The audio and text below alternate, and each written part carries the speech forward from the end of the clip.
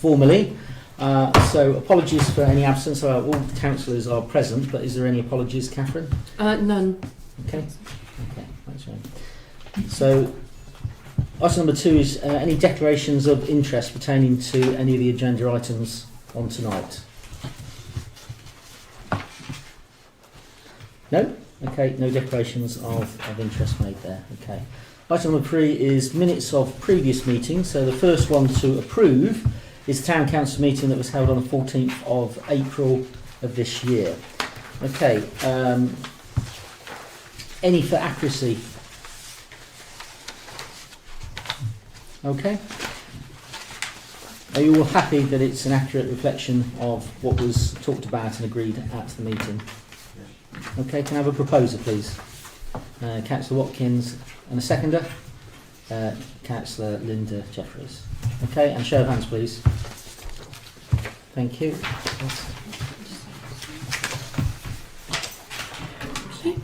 Okay. Next one to approve is the Town Council annual meeting held on the 19th of May. Again, same format. Are you happy with the accuracy?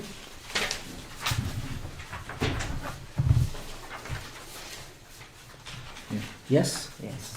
And can I have a proposer, please? Okay, Councillor. Okay. And a seconder, please. That's Jim too, please. And show of hands, please. Thank you.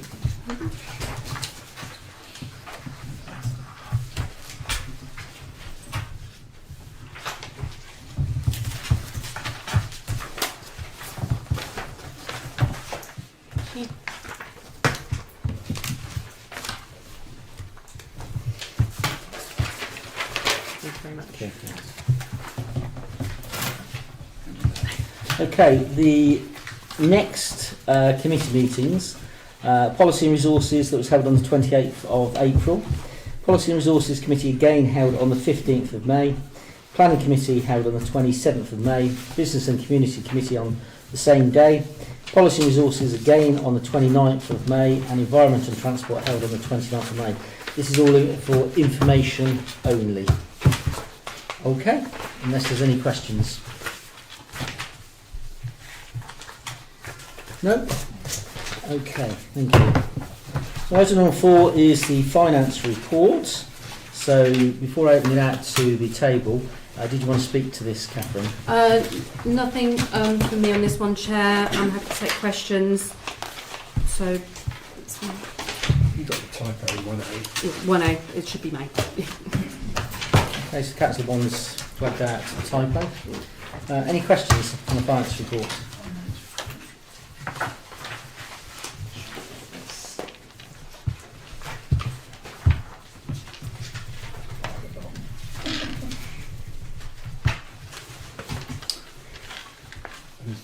Chair, the one we ought to ask about is the youth service. We have to be very careful this year for reasons that will be obvious in the later reports to avoid any overspending.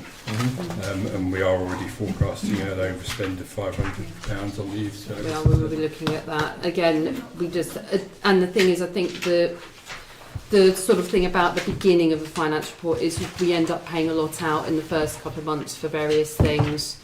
And so it will balance out during the year. There is a disproportionate amount, so you will see a lot of minus variances on this particular one. No, I mean the variance year to date, absolutely, depending on when costs fall, you're going to get funny variances. Get those But I'm asking about the year-end forecast variance, which is 500 adverse. Yeah, we need to look at, I mean, again, it's things like grants and things like that coming in for youth service, so we need to look at the spending on that and make sure that what's going out is only from grants, etc., and we're not overspending on that.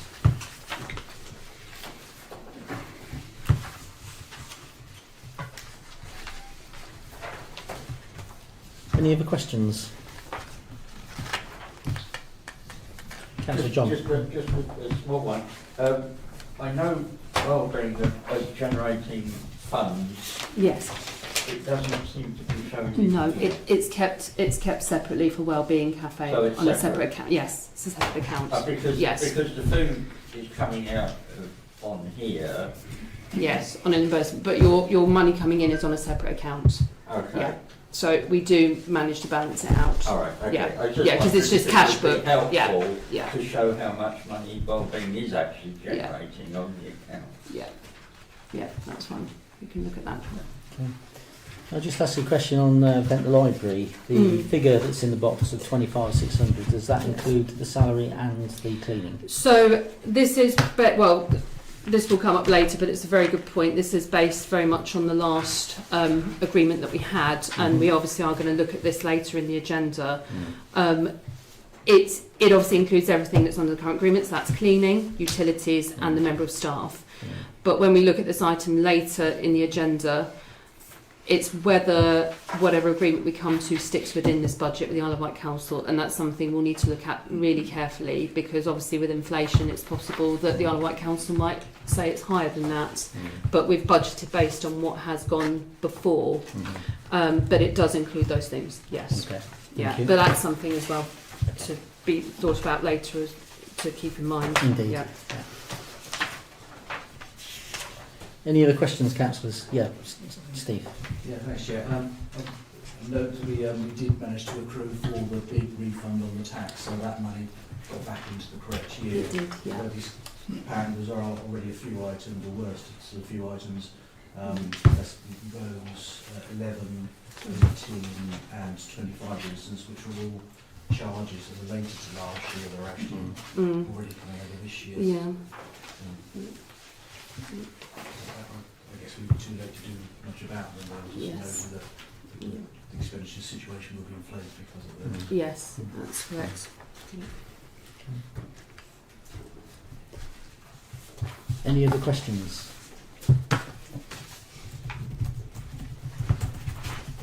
Okay. Okay, if there's no further questions, can I have a proposal, please? Councillor Milford and seconder. Stephanie, and show of hands, please. Okay.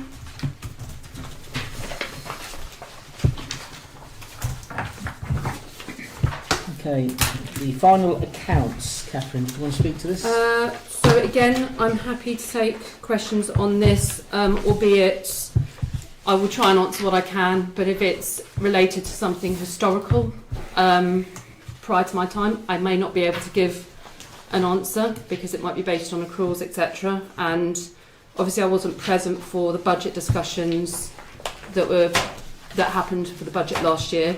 So I've reiterated where the variances were sort of pointed out from August within the report, and I would say I will try and answer the questions that I can based on my knowledge within my time frame.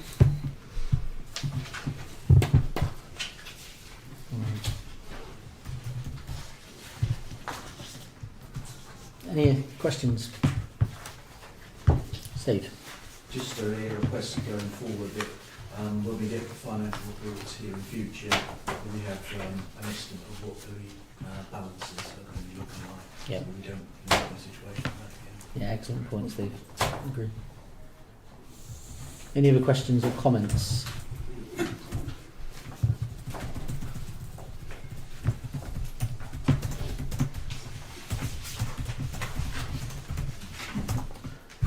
Okay, if there's no further questions or comments, could I have a proposal, please? Councillor Milford. And the seconder? That'd be Linda. Okay, thank you.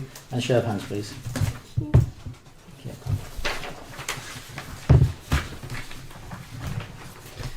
Okay, the item number 6 is the annual internal audit report.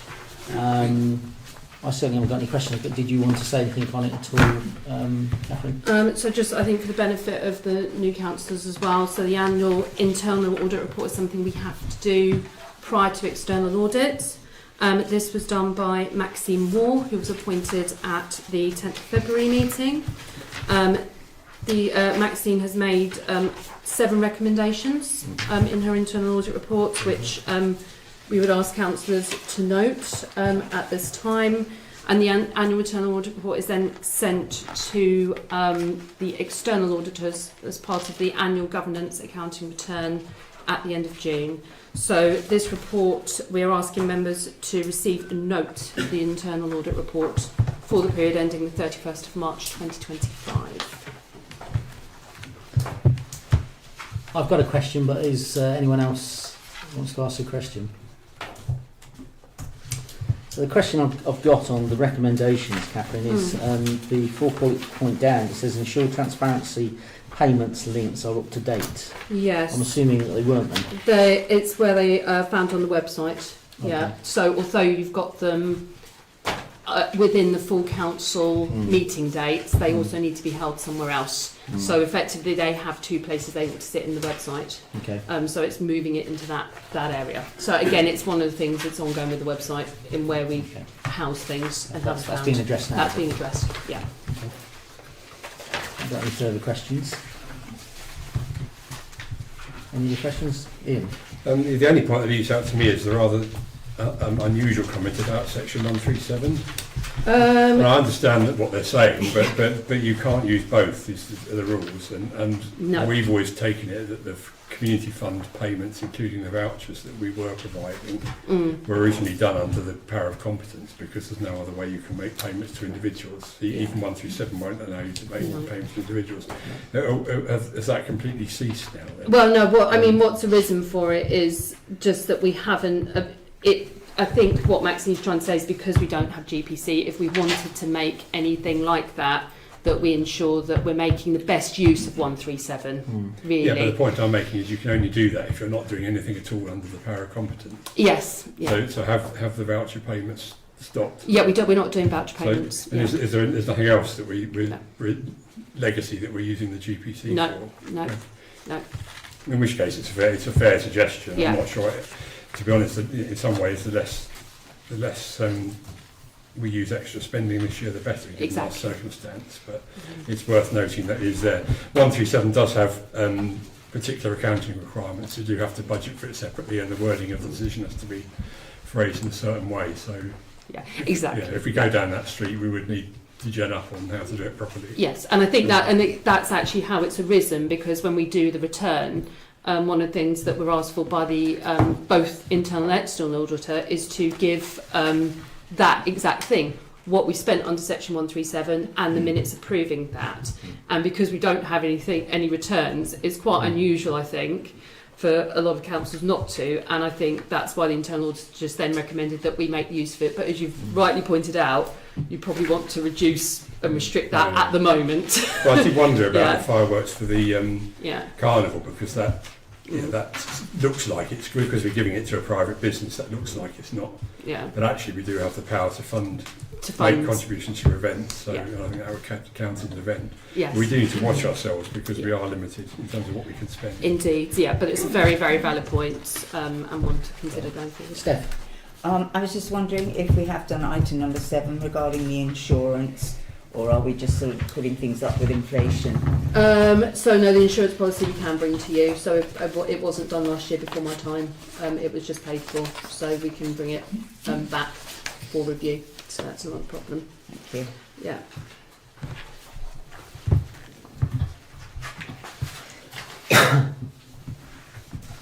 Any other questions, councillors?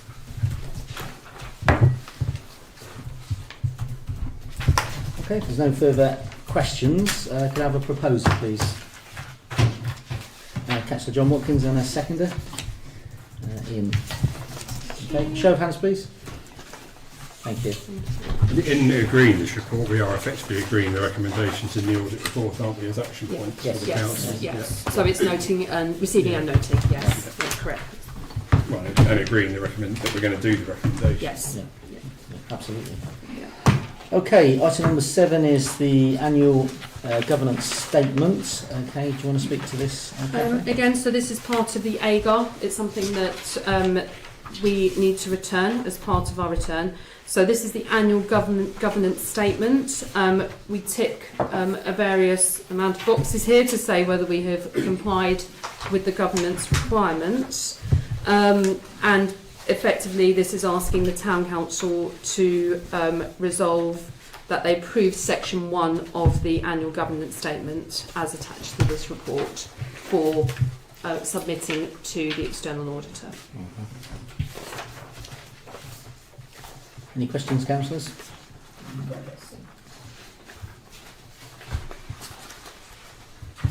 Pretty self-explanatory.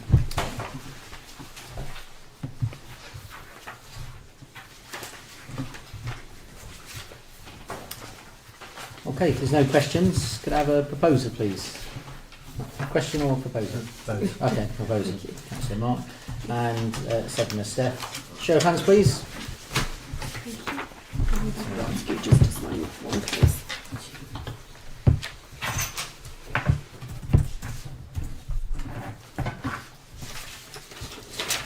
Thank you very much.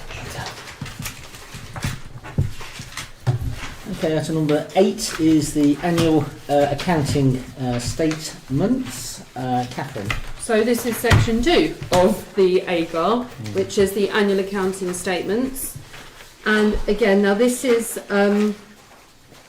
asking a few things. So just to note, because this is important for the audit for next year that we get this right. So this is to approve the accounting statements, section 2, authorising the mayor to sign section 2, asking the town clerk to submit the completed AGAR by the deadline of the 30th of June 2025, and to publish the exercise of public rights, which I'm suggesting this year takes place from Tuesday the 17th of June until Monday the 28th of July 2025, which covers the requisite period that AGAR requires.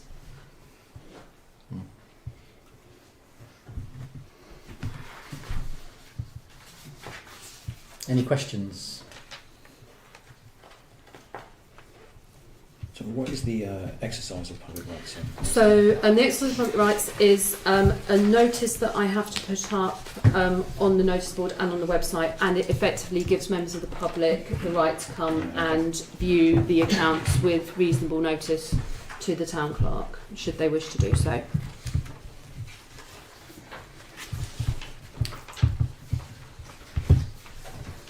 Any other questions?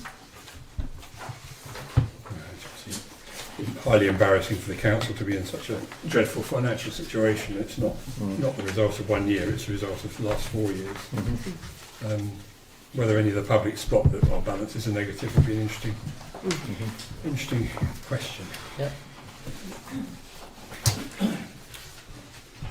Okay, if there's no further questions, could I have a proposal, please? That's Linda. And seconder? That'll be Steve.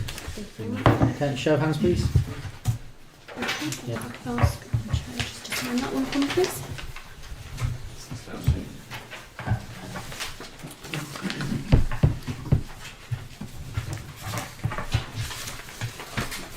Thank you very much.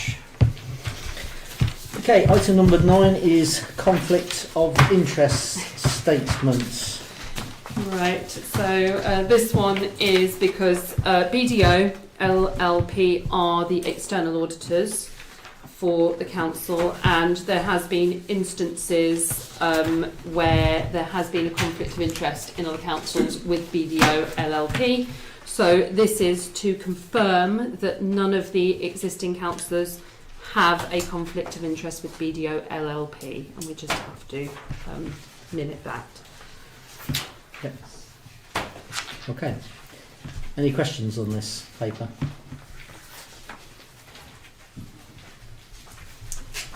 No? Okay. Can I have a proposal then, please?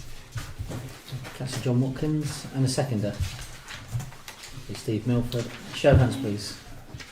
Okay. And so I can just sign the bottom, please.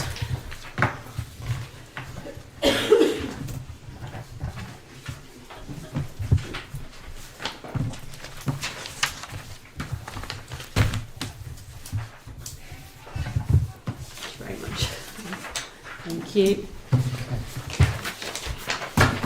Okay, item number 10 is appointments to committees. Now, obviously, we heard from our assistant town clerk earlier, Alison, and obviously planning is incredibly important. So, I don't mind putting my name forward for that if that is helpful to to everyone around the table. So I'm saying that I'll put my name forward to go on to planning, if that's helpful. Okay.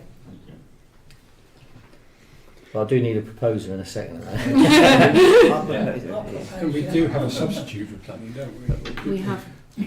Ali, did you need two including me or excluding me? So if you want to become part of the planning committee, now's the time. Yeah. Yes, thank Yeah. you. Yeah. Yeah, yeah. So Okay. okay. So that'll give us the 5. That'll give you 5. Yeah. No substitute at the moment. That would So give you that 5. takes effect immediately. Cover the if- darkness situation anyway. Okay. Yeah, people are able to go tomorrow, then. Yeah, I'm good. Ernie. As there's a vacancy in the Policy and Resources Committee, I'd love to join that as well, if Okay. possible. Okay. I believe I'm already a reserve for that. Okay, that's fine. So let's do me and Carl first. So we need a proposer and a seconder for me and Carl. So John and Mark. Okay, we'll do it on block, and then show of hands. But for that, maybe, Chair, it's just let people know that the meetings are now held on a Thursday, 4:30. Yeah. Okay, so if anybody's got any, who's put their names down for this and got commitments on that date, then best to know. Mm-hmm. And also, this would apply to the dates and timings for other meetings. Yeah, absolutely. Held at a regular time. Understand? Yeah, Thank absolutely. you. Okay, thanks. Okay, so that's gone through for me and Carl, and then Ernie's obviously put his name forward for that. So can we have a proposer and a seconder for Ernie? Okay, so that's Ian and Mark, and a show of hands. Okay, so planning is done. So we have one vacancy left for building maintenance. Would anyone like to volunteer to serve on that? Yeah. I mean, I'm happy to come along to the next one and see if it's my type of thing, Mm-hmm. but I'm interested in it slightly, but I don't think I can fully commit to it at the moment. You can always go along as an observer. Perfect. But is there anyone who's got a burning ambition to serve on building and maintenance? Interesting committee.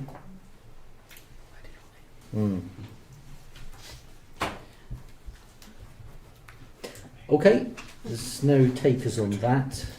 We can bring it back to the August meeting if necessary, Chair. Yeah. Yeah. Okay, we'll do that. Yeah. Okay, thank you very much, councillors. Okay, so the next item is Ventnor Library Partnership Agreement. I mean, I did ask a question on finance paper on that, but do you want to talk to this? Yes, I can give a sort of brief overview, which is the partnership agreement has expired, so we are looking to create a new partnership agreement with the Isle of Wight Council.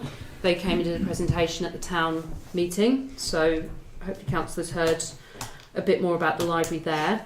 This paper was actually taken to the Business and Community Committee as it falls under their remit initially, and the committee chose to refer it to Town Council, which is why it's being brought here.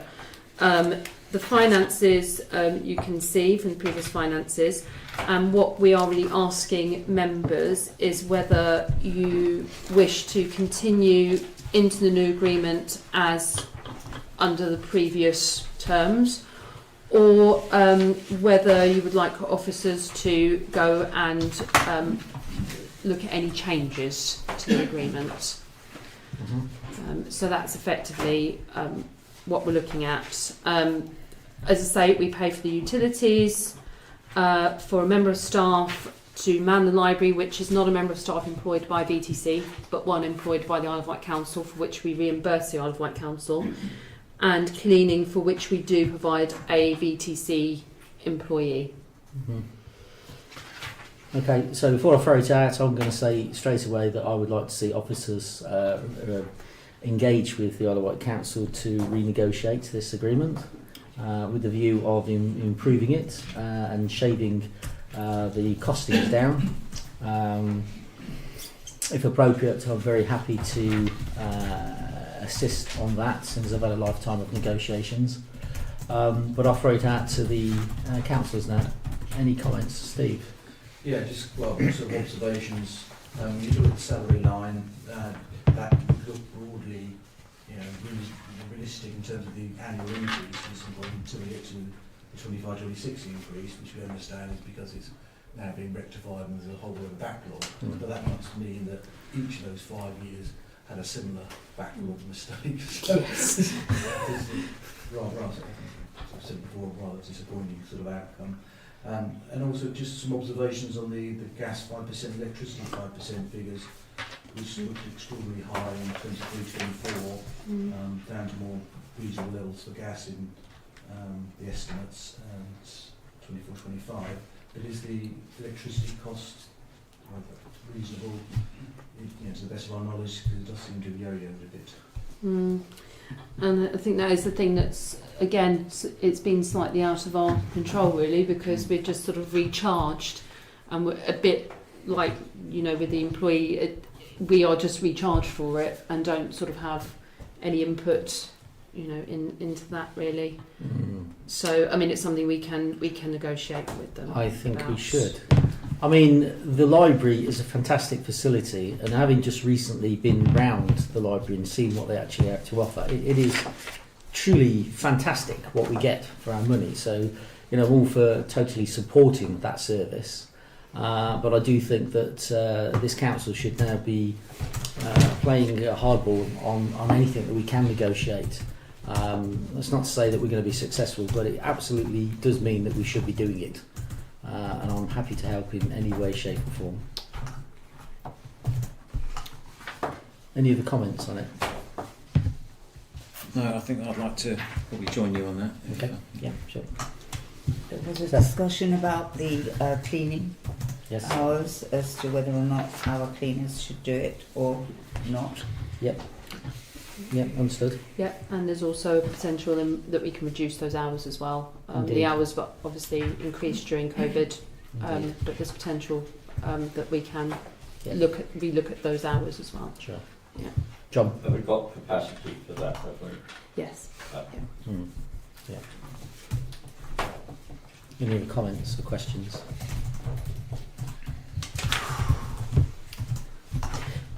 No? Okay, in that case, can I have a proposal? That's John. Okay, and a show of hands, please. Thank you.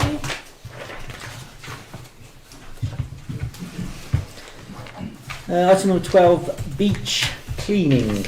Okay, so you see the recommendations, but is there anything you wanted to add to that, Catherine? Nothing to add to this, only in that we were approached by the Isle of Wight Council on this matter. So it's not something we sought. It is that we are the only. It would appear we are the only council who don't include ourselves in their beach cleaning contract. So the officers asked us to consider that, and their preference would be that we join their contract. And obviously, upon investigation, that would not be at any cost to us in terms of the cleaning element. Okay, John. That was where I was going. Yeah. Oh, yeah, that's where I was going with as well. What's it going to cost us? Well, it's not for the beach cleaning element, Right. but what isn't included is bin clearance. Yeah. But we can add that onto our existing contract for bin clearance, and it won't It won't.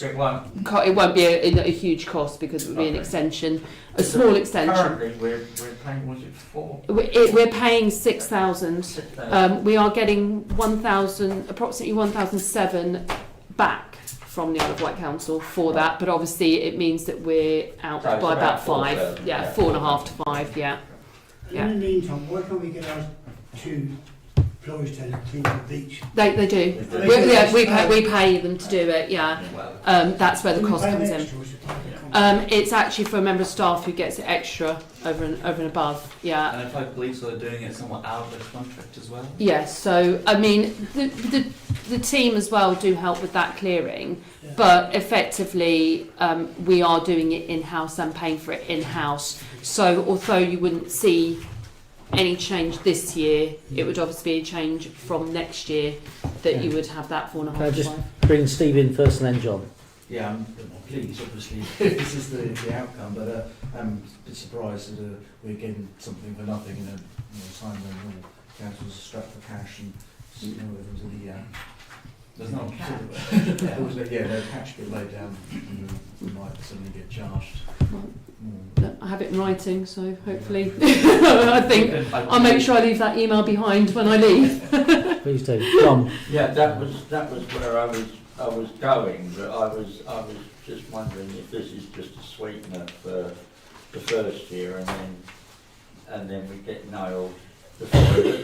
Then we can, if that's the case, then we just revert We veto what it. we had before, if it's more cost effective for us. Yeah, yeah. Ernie? We could try to add some assurance to it by, making it long term. We're trying to get a guarantee that we will not receive any price hikes, that we'll be informed 2-3 years in advance before receiving any type of price.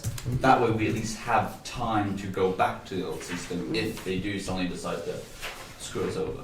I agree it's sensible to put an agreement in place. Yeah, I agree, yeah. Carl? What's the difference between our beach cleaning now and the council's beach cleaning? So I need to see what exactly, because they are looking at their contract of what that would mean. The difficulty was, my understanding when we took it on was because the beach cleaning was going to be reduced by the Isle of Wight Council to a level that wouldn't allow us to retain the blue flag status. Right. But we now don't have the blue flag status, so it wouldn't be much more really. I don't think we would be doing much more than the Isle of Wight Council would be offering in terms of cleaning, because we're only doing so many hours anyway. And to be honest, a lot of we have got the beach safety team down there who do keep an eye on it as well.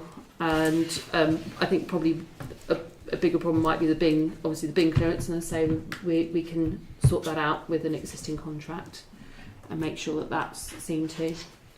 Okay. Yeah. Any other questions? Ian? It was a related point, really. I mean, can we not look at trying to make a saving this year on the budget in anticipation? No, because this when the officer contacted me, this is something they're looking to start from 2026. Yeah, but can't we adjust the level that we're doing this year to match the new level and therefore save a bit of money? We could look at it, Council Bond. I'm happy to look into that. Yeah.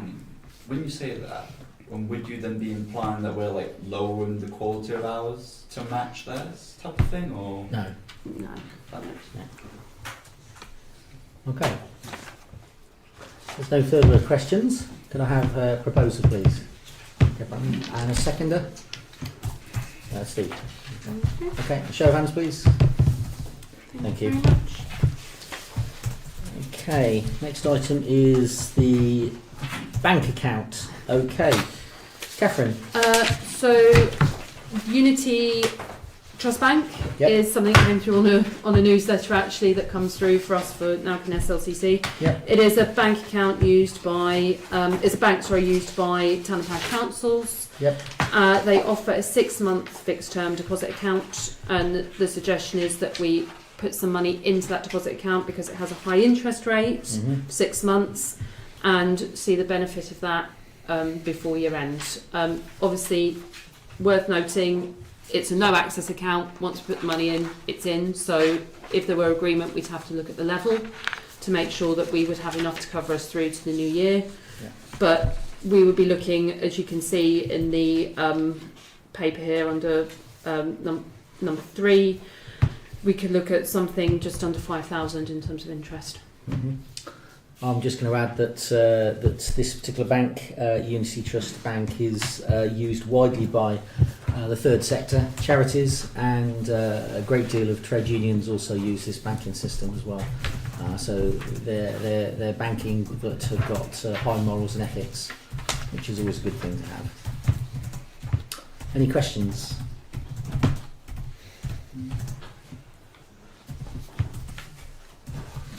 Okay, can I have a proposer then, please? Stefan, and a seconder. Steve, show of hands, please. Thank you.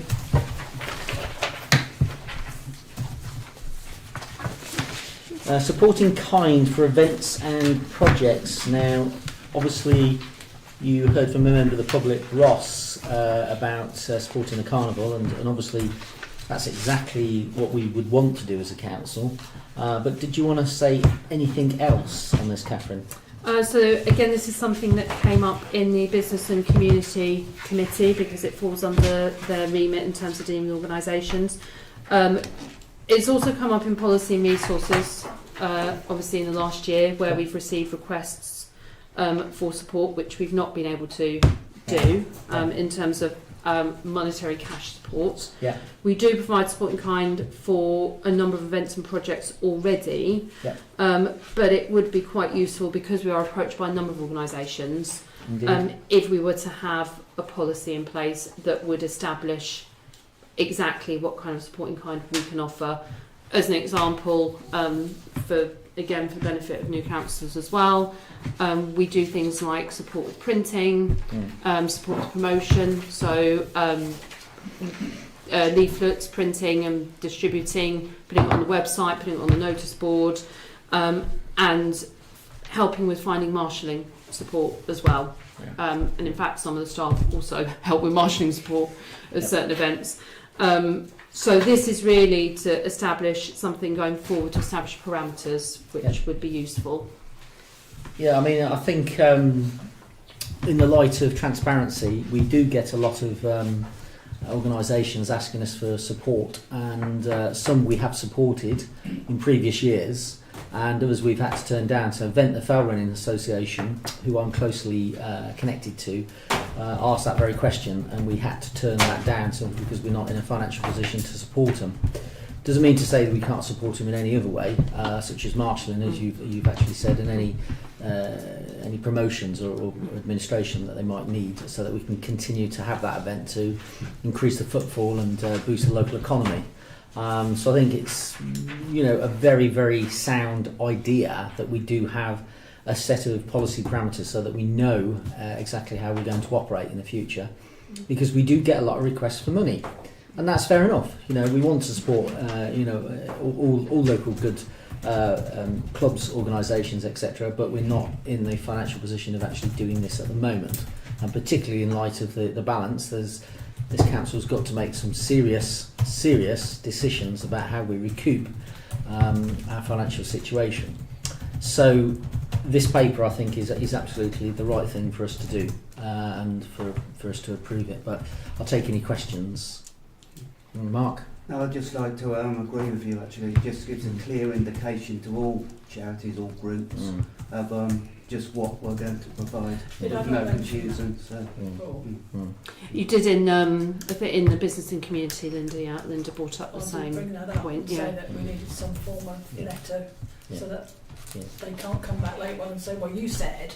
Sure. It's there in black and white. Yeah. Bernie? Would this apply to both anything that comes to us and current, or just stuff that comes to us? Because I don't want to cut services and funding for stuff we're due, and then turn around and say, well, you gave money to this organisation. I just think we should have something in there about protecting, even if reducing the spending of stuff we're already supporting.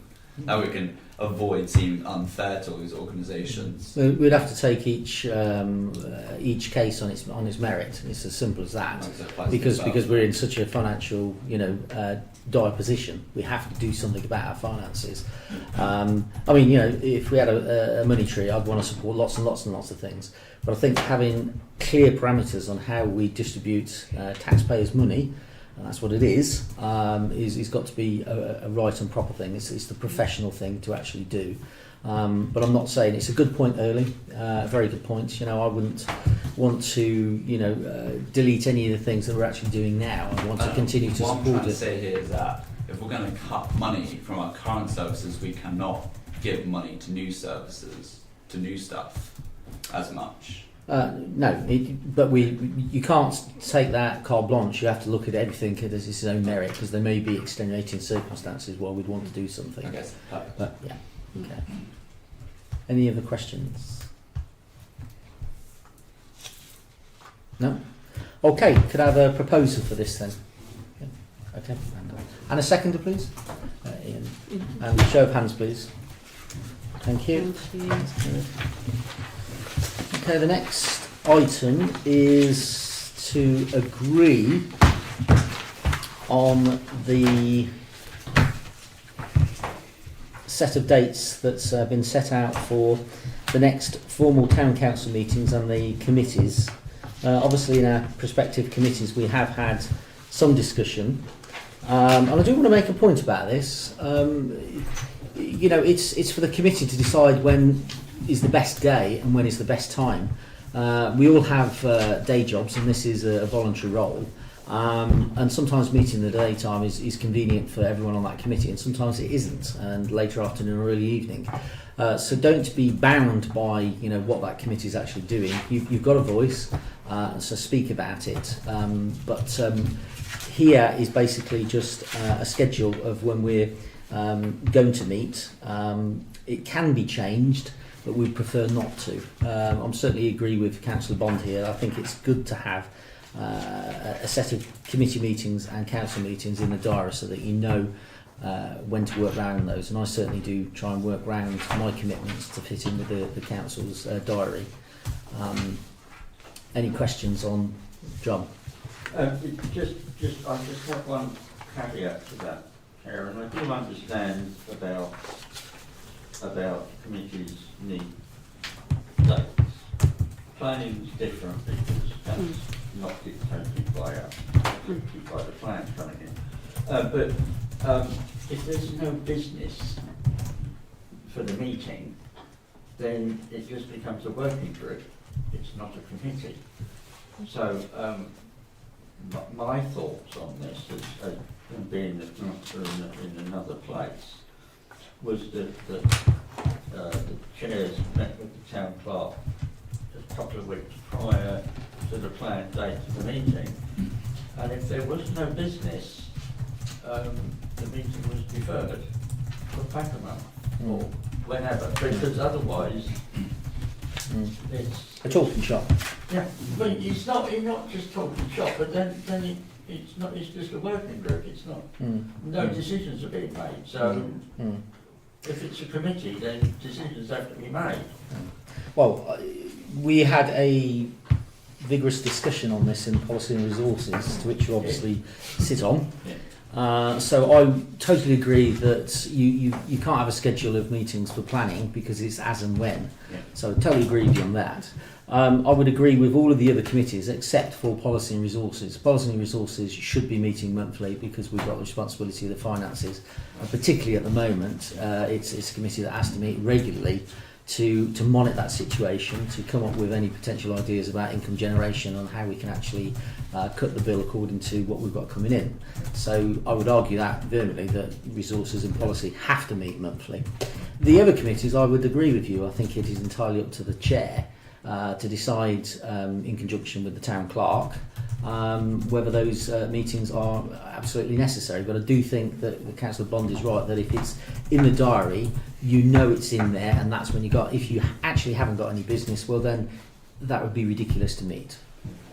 So Ian and then Steve. Yeah, I mean, just to remind members that the problem we had wasn't meetings being held with no business. The problem we had was the opposite. It was committees falling into the habit of meeting too often. So part of the purpose of the schedule is to keep to the commitment we made when we introduced the committee structure, is that the committees that don't begin with P will only meet every couple of months. And that's one of the reasons why we're scheduling meetings. The other thing to remember is that the council isn't just here for the convenience of councillors and staff. I mean, we do have a town, and the public are entitled to attend meetings, and they're entitled to raise matters at meetings. And the public have lives and jobs and other things to plan as well. And if somebody wants to come to a meeting and raise an issue, it's obviously extremely helpful that they can see that the next business community meeting is in 9th of July and then 10th of September, and they can plan their work or private life accordingly. And I don't think we're doing the public any favours if we chop and change meetings at short notice, which we were doing for a while. I do think as a matter of good management, we ought to schedule dates. And if we have to change them because there's no business, we agree to procedure at the last meeting to cover it. Because that doesn't appear in the wording of... But remember, this also came out of a discussion about cancelling a council meeting, and when we had the council meeting, there was a whole shitload of business. So we haven't had meetings with no business. No, I understand that, but it's just a concern of mine. Chair, just something on Environment and Transport Committee. There is only one date there at the moment. That's simply because we have now agreed to a working group on the orchard, and at the next meeting we'll see how far that's come, and then we can schedule in the meetings after that. So. Yep. Absolutely. Steve. Yeah, well, I think we will agree that we should probably cancel meetings where there absolutely is no business. We do, as Ian says, but to be mindful of the public might want to come along and ask a question that we didn't know about. Yep. So we do need to keep that opportunity open. And I would suggest that each committee has probably got a workload that it needs to get through, and it can schedule it through the year. So the policy and resources, for instance, will have to review all the HR policies at some point. You can't do them in one meeting, but if you plan to do 2 or 3 meetings, then obviously you've got a built-in workload and a reason to meet, not for the sake of it, but to do actual audits as well. So I think, yeah, cancelling meetings should be an absolute last resort, but we have to. Take that on board. I think what Councillor Watkins is actually saying is that if you generally haven't got anything, well, there's no point meeting. But generally, you know, this council is a busy council. Generally speaking, we're meeting to get business done and through. But we have to take a pragmatic approach as well. And I think what John was suggesting is that very approach. Okay. Just to add, Chair, if it's okay, about the public as well, that when they come to meetings, it is to address items that are on the agenda. Yep. So obviously, they will have these dates in their diaries, but the agenda might not be known until 2 weeks before, and any questions they do come to ask are pertinent to the items on the agenda. Absolutely, good point as well. Thanks, Yeah. Catherine, for that. Okay, any further questions? If not, can I have a proposer, please? John, and the seconder? Ian. Show of hands. Thank you, that's passed. Okay. So that brings us to item number 16, which unfortunately we do have to exclude the public and the press